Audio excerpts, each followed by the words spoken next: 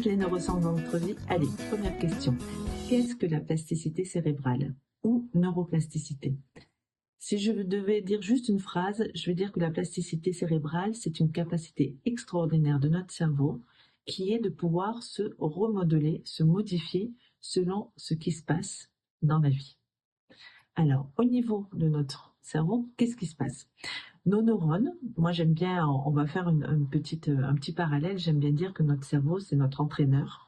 Et que notre entraîneur, il essaye de faire les meilleures équipes possibles. Parce que notre cerveau, il aime bien quand c'est efficace, et quand ça lui permet d'économiser de l'énergie aussi.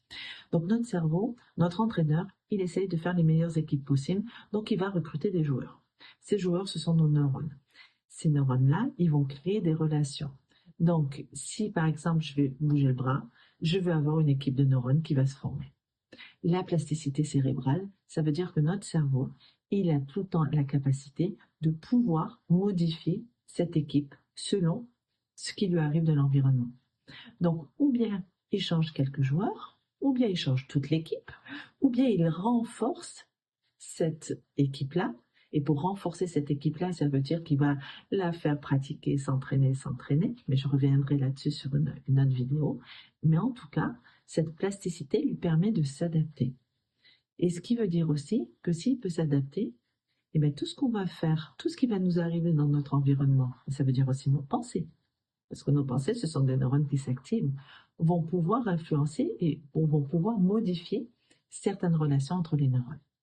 Alors la bonne nouvelle, c'est qu'au départ, on pensait que ce cerveau, il n'avait pas de capacité de plasticité, qu'il était, une fois formé, il était figé. Et on pensait que après, quand on a découvert qu'il y avait cette plasticité cérébrale, on a pensé que ça appartenait que pour les enfants.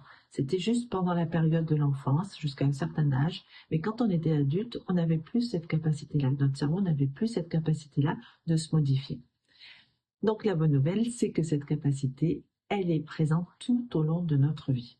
Ça veut dire que tout au long de notre vie, et je vais vraiment focaliser là-dessus, tout ce qu'on fait, toutes les interactions avec notre environnement, toutes les stimulations qu'on peut avoir, tous les apprentissages, toutes les habitudes, toutes les pensées, et bien ça peut modifier nos équipes de neurones.